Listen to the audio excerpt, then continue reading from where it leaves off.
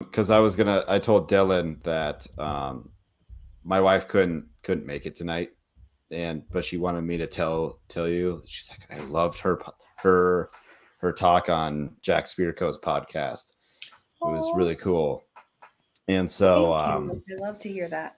and she she was like, it really made me think that I wish I could do like a home birth, or at least have it as a possibility. Mm-hmm. So, and she's like, it's cool if you tell them like my situation. So like she had cervical cancer like 20 2016. She had surgery, and they took out like almost all of her cervix, and then put in a cerclage to make sure baby doesn't fall out when we Yeah. get pregnant. And so, I mean, everything's like super like structured. You're gonna go see your OB every 2 weeks, type of thing. And Mm-hmm. so, and for where we live, um, it's just not common to see. There was like it's called a radical trachelectomy.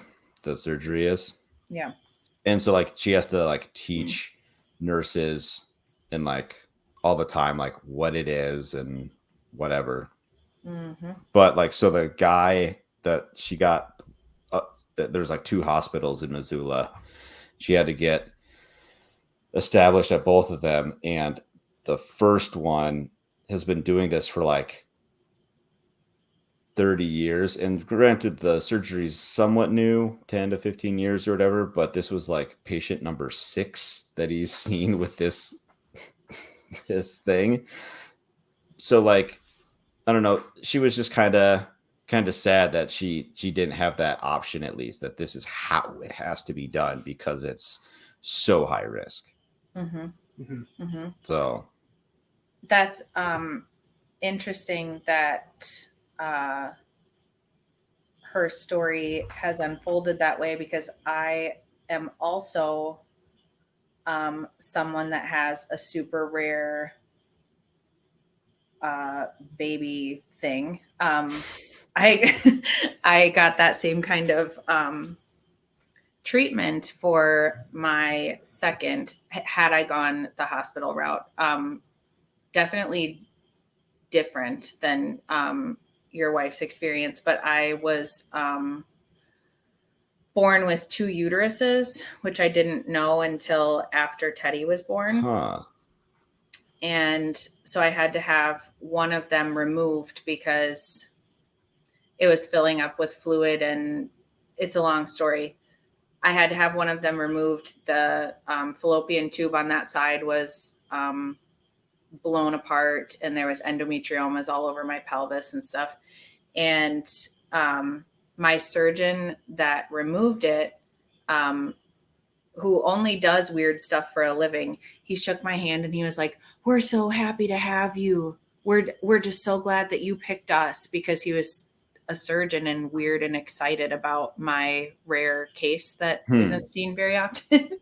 I was like, I would They rather do not be get here. excited But about thanks. weird things He like that. was jacked about my situation. Like, and he was very, he was the only person, him and his team were the only people that were uh, validating about that whole path. Like, I really appreciated them. But um, when things are so rare, when certain conditions are so rare, everybody just wants to err on the side of caution. Well, we don't Right. know, so we're just gonna do this. Had I gone the hospital route for Vinny's birth, it would have been a C-section, Mhm. like hands down. And that would have been okay had that been a necessary way that it would have gone. But it's really hard for high risk and medically complicated moms to not be able to have that experience that they wanted, or like you said, have it be an option. And Right. it's okay to mourn that. It really is. And it's like for me as a doula, I hope that I can walk with women in that situation and say, okay, it's not going to be at home, but how do we make this the closest to what you would like it to be? How do we make this the Sure. most beautiful that it could be? Um, to kind of meet in the middle, but it's really hard. I'm sorry to hear that your wife had that experience, but I'm so glad that she came out of it and is Yeah. doing She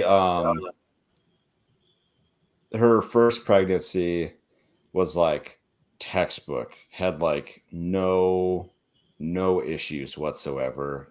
Had to deliver scheduled C-section at 36 weeks. Um because you can't have like risk having like your water breaking or anything like that. Mm-hmm. Um and this one she is, oh crap.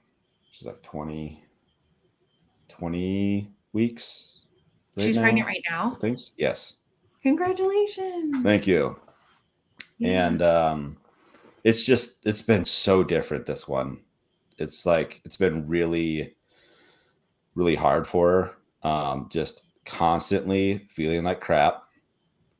Um, she would have like evening sickness and then, fatigue, and then she'd get actually sick, you know. And then like 2 weeks ago she had COVID, and then so she's like, it's just like one thing after another that she's like, I've pretty much felt terrible for like the last 5 months. And like she's like, it's super hard to enjoy this, even though like I know like I should be grateful that we are able to have not just one, like that alone was a miracle, and then you have like the second one, which we were always told, you know you you could have two kids, but then you gotta have a hysterectomy.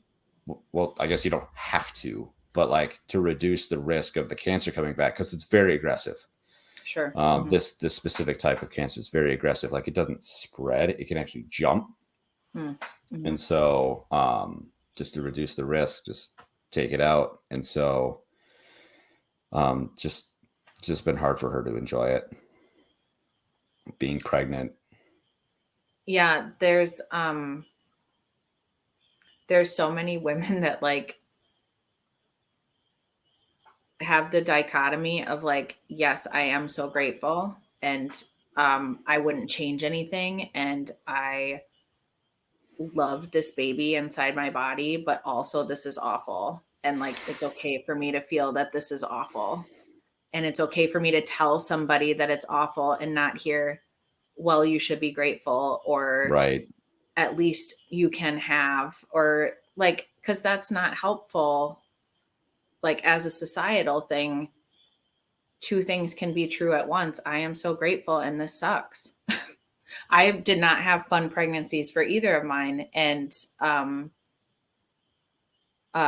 for like my situation, I only carried both my babies on one side of my body. So like Hmm.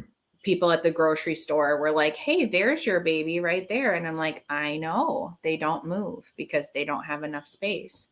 Um so like hip issues and back issues and all of this stuff, and you just learn to not say anything to anybody because you're going to get those kind of responses of like, Right. "But isn't it just fun? Like, don't you love it?" No, but thank you. I love the baby. I am grateful. And no, thank you. I like what's gonna happen, not Yes, what's currently happening. correct. Yes. Yes. Yeah. Mhm. Yeah.